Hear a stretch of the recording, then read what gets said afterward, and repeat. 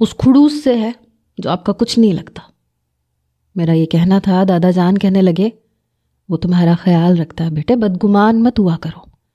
میں نے کہا مجھے اس کی ضرورت نہیں ہے دادا جی، آپ کو سمجھ کیوں نہیں آتی؟ پلیز مجھے جانے دیں، یہ میری دیرینہ خواہش ہے، اس کے علاوہ میں آپ سے کچھ نہیں مانگوں گی۔ میری بات سن کے کہنے لگے ٹھیک ہے، میں شہرام کو سمجھا لوں گا، لیکن بیٹے آخری فیصلہ اسی کا چلے گا۔ تم جانتی ہو جہاں زیب کے بعد اسی نے سب کچھ سنبھالا ہے، ورنہ تو ہم لوگوں کا ابھی تک دیوالیہ نکل چکا ہوتا۔ میں نے کہا تو کوئی احسان نہیں کیا ہے اس نے، میرے باپ کے بھی اس پہ بہت احسان ہے، جنہیں اگر وہ چکانے پہ آئے تو زندگی کم پڑ جائے۔ دادا جی کہنے لگے دانیہ بری بات ہے، ایسی باتیں نہیں کرتے۔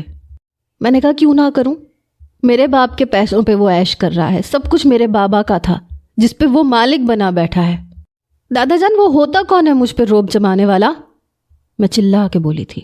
مجھ سے برداشت نہیں ہو رہا تھا کہ وہ میرے باپ کے ٹکڑوں پہ پلنے والا مجھ سے یوں بات کر رہا تھا۔ دادا جان کہنے لگے تم غصے میں ہو، بیچ کا کوئی راستہ میں نکالتا ہوں، لیکن بیٹا اپنا رویہ شہرام سے ٹھیک رکھا کرو، اسے یوں تمہارا ضد کرنا پسند نہیں ہے۔ میں نے کہا دادا جان میں کیوں اس کھڑوس کی پسند ناپسند کو اہمیت دوں؟ پلیز، میں آپ کی پوتی ہوں، مجھے آپ کی اجازت چاہیے، کسی اور کی نہیں۔ دادا جان کہنے لگے ٹھیک ہے، مجھے کوئی اعتراض نہیں ہے، لیکن میری ایک شرط ہے۔ میں نے کہا وہ کیا؟ تو وہ کہنے لگے تم لندن جانے سے پہلے شہرام سے نکاح کرو گی۔ دادا جی کی شرط نے میرے ہوش اڑا کے رکھ دیے تھے۔ میں نے کہا ہرگز نہیں، میں کبھی بھی یہ نہیں کر سکتی۔ دادا جی آپ نے سوچ بھی کیسے لیا؟ میرا تو دماغ چکرا کے رہ گیا تھا۔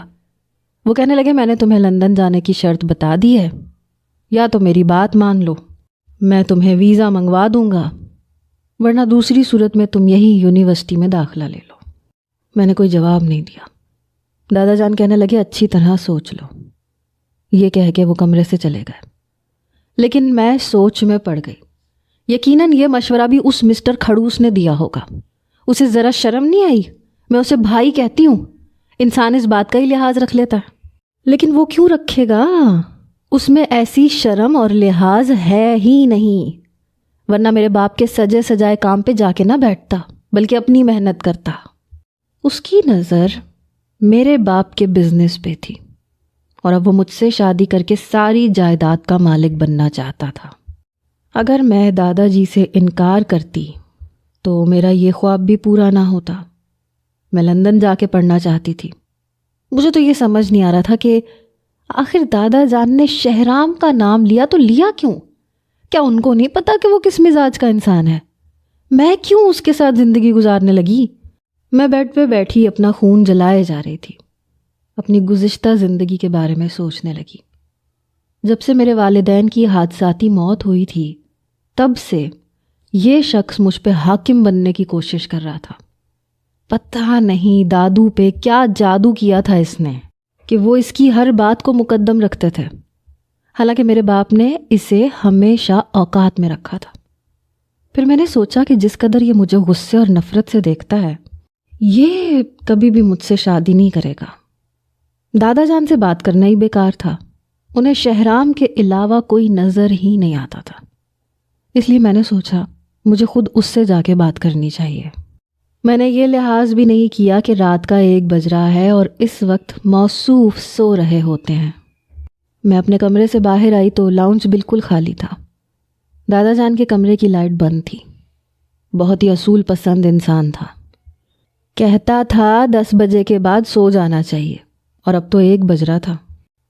لیکن اس شخص کی وجہ سے میری نیندیں حرام تھیں تو میں اسے کیوں سونے دیتی؟ وہ تھا ہی کیا، کچھ بھی تو نہیں۔ میں اوپر کا زینہ چڑھ گئی، جا کے اس کے کمرے کے سامنے کھڑی ہو گئی۔ دل بہت زور زور سے دھڑک رہا تھا، لیکن خیر دل کو بڑی مشکل سے سنبھالا۔ دروازے پہ دستک دی۔ کچھ دیر بعد اندر سے خمار آلود آواز آئی کہ کون ہے؟ میں نے کہا دروازہ کھولیں شہرام بھائی، میں ہوں۔ اندر سے پھر آواز آئی دماغ درست ہے تمہارا؟ رات کا 1 بج رہا ہے، میں کیوں دروازہ کھولوں؟ جاؤ اپنے کمرے میں جا کے سو۔ میں نے کہا دروازہ کھولیں، مجھے آپ سے بات کرنی ہے۔ پھر اندر سے آواز آئی دانیہ، یہ بات کرنے کا وقت نہیں ہے. صبح مر نہیں جاؤ گی تم، زندہ رہو گی. ڈائننگ ٹیبل پہ ناشتے کے بعد بات کرنا. ابھی جاؤ، سونے دو مجھے. تمہیں تو شاید فارغ بیٹھنے کی عادت ہے، لیکن میرے پاس وقت نہیں ہوتا.